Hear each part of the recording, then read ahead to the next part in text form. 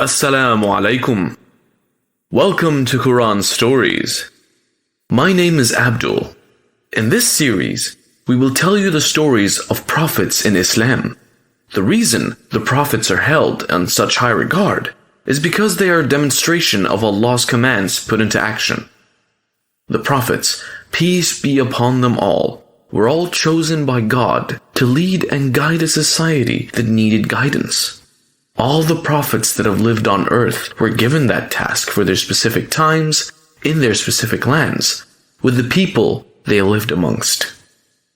Insha'Allah, today we will tell you the story of the first prophet in Islam, Prophet Adam alayhi salam. Let us begin. Bismillah. The story of Prophet Adam alayhi salam. The story of the prophets starts with the story of Prophet Adam alayhi salam, the first human being. Allah subhanahu wa ta'ala sent angels to different parts of the earth to collect soil for making the first man. The angels collected different types of soil from all over the earth. Some was soft, some hard, some white, and some black. With this soil, God created the first man, and the God named him Adam alayhi salam. But God did not give life to the figure just yet. It stood there for 40 long years, just like that. One day, Allah subhanahu wa ta'ala blew his soul into the figure. Adam's body trembled into life. He sneezed and immediately said, "All praise and thanks is due to God." He saw the fruits lying around and he longed for it. But before the spirit reached his legs, he tried to reach for the fruits. He jumped towards it, but how could he? His legs were still made of clay. He fell down trying to jump. Allah subhanahu wa ta'ala ordered all the angels to bow down before the Prophet. The angels obeyed him and bowed down. But don't think that they worshipped him. They bowed down as a sign of respect. One by one, all the angels prostrated before the Prophet, except Iblis. Do you know who Iblis was? Yes, he was the shaitan. Iblis was made from the fire, so he claimed to be better than the Prophet. He refused to bow down before him. Allah subhanahu wa ta'ala was very angry. He did not like the disobedience of Iblis. He was banished from paradise and never allowed him to enter again.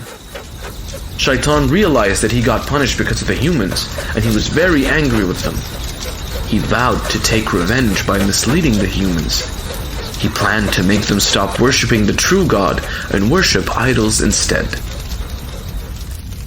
Allah then taught Adam alayhi salam the names of every animal in the paradise. He learned the names of the lion, the sheep, camel, elephant, dove, peacock, and many, many more.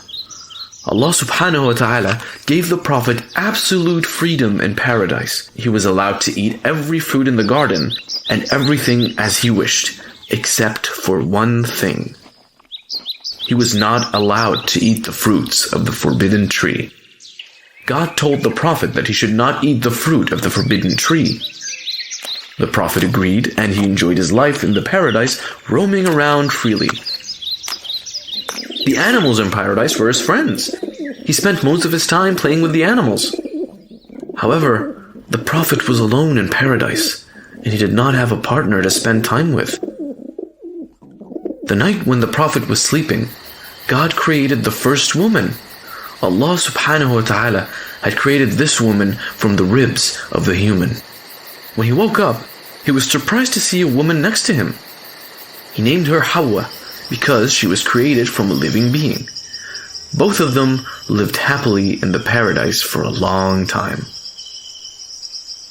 One day, Shaitan made a devious plan to get rid of the Prophet and his wife from paradise. He took the form of a snake and tricked the Prophet and his wife into eating the forbidden fruit. But even before they could finish eating the fruit, they knew they had committed a grave sin. They were now filled with pain, sadness, and shame. After After eating the fruit of forbidden knowledge, they realized they were naked, and they ran to cover themselves up in leaves, and they were now scared. They knew God would punish them for their disobedience. When Allah subhanahu wa ta'ala came to know about this, He was very angry.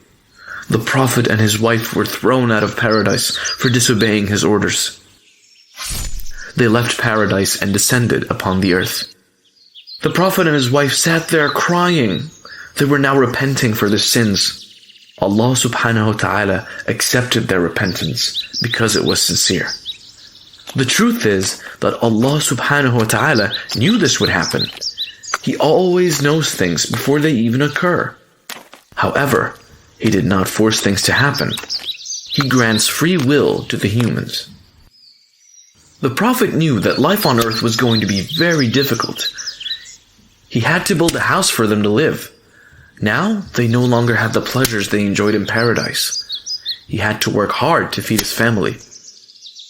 In a few years, Hawa gave birth to twins, Qabil and his sister. Later, she gave birth to another twins, again a boy and a girl. This time, they named the boy Habil. Both Habil and Qabil grew up. Qabil took to farming, working in the fields and growing crops. And when Habil grew up, he became a shepherd and took care of the sheep and other animals. When Habil and Qabil became adults, the Prophet decided to get them married. This was part of Allah's plan to populate the earth. Since there were no other females on earth, Allah revealed to Adam that he should marry each son to the twin sister of the other. Qabil's twin sister was beautiful, while Habil's sister was not that beautiful. Qabil was not happy, as he wanted to marry his own sister. He rebelled against Allah's command by refusing to accept his father's command. The Prophet was in a dilemma now. He wanted peace and harmony in his family. So he prayed to God and asked for his help. Allah revealed that each son must offer a sacrifice. The argument was settled now. It was decided that the one whose sacrifice is accepted will marry Qabil's sister. Habil collected the best lamb from his flock and offered it as sacrifice to Allah subhanahu wa ta'ala. But Qabil didn't want to offer the best fruits and vegetables as sacrifice. Instead, he chose bad vegetables and grains for sacrifice. Allah subhanahu wa ta'ala accepted the sacrifice of Habil, the one made by Qabil. The Prophet was present when they made their sacrifices, and it was decided that Habil would marry Qabil's sister. But Qabil was not at all happy. He was so angry that he wanted to kill Habil. One day, Habil was late in coming home. The Prophet was worried, and he asked Qabil to find his brother. Qabil agreed and went searching for Habil in the fields. At last, he found Habil walking toward home. Qabil was still angry with Habil, so when he met Habil, he told him, "I will kill you. I refuse to see you happy while I am not." To which Habil replied, "It would be more proper for you to search for the cause of your unhappiness, my brother. Allah accepts the deeds from those who serve Him." Qabil was angry to hear this, and he picked up a stone to hit Habil. Habil saw this, and even though he was bigger and stronger than Qabil, he said, "Even if you stretch your hand to kill me, I will never stretch my hand to harm you, because I fear Allah." This comment further angered Qabil, and he struck him with a stone, killing him instantly. This was the first death and the first act of crime committed by man on earth. When Qabil realized that Habil was dead, he was afraid. He didn't know what to do. He started thinking about ways to hide his sin.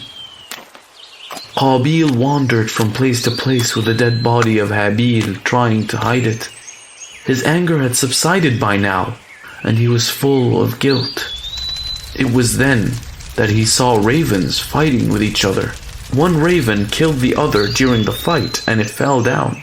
The victorious bird then used its beaks and claws to dig a hole in the ground. It buried the dead bird and filled the hole with mud. When Qabil saw this, he knew what he had to do with the dead body of his brother. He then buried his brother.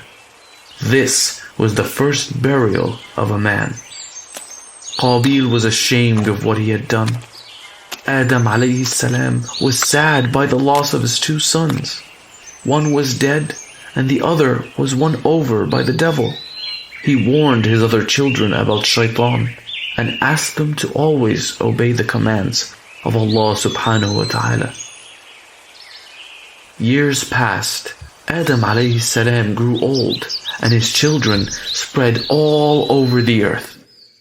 When he realized his death was near, he appointed Shaith as the successor to his family. Before his death, the Prophet reassured his children that Allah would not leave man alone on earth. He would send his prophets to guide them. The prophets would have different names, traits, and miracles, but they would be united in one thing, the call to worship Allah alone. The Prophet closed his eyes after saying this. The angels entered the room and surrounded him. When he recognized the angel of death among them, he smiled at him peacefully. After his death, Shaith took over the responsibilities and took care of the family.